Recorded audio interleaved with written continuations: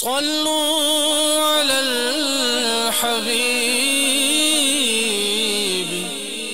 صلى الله تعالى على محمد۔ دعوت اسلامی کے اشاعتی ادارے مکتبۃ المدینہ کی مطبوعہ 132 صفحات پر مشتمل کتاب توبہ کی روایات و حکایات صفحہ 11 پر بحوالہ الترغیب والترہیب منقول ہے۔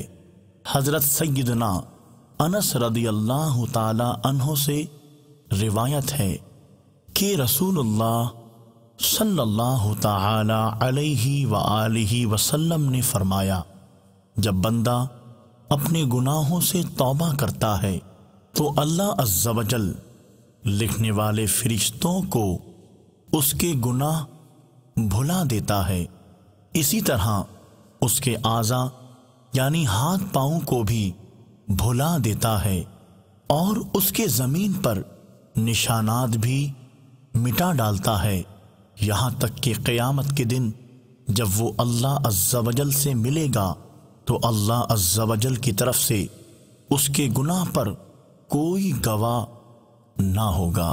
صلوا علی الحبیب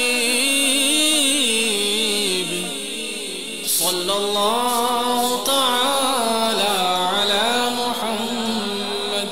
صلوا علی الحبیب صلی اللہ تعالی علی محمد۔ مجھے اپنی اور ساری دنیا کے لوگوں کی اصلاح کی کوشش کرنی ہے انشاءاللہ۔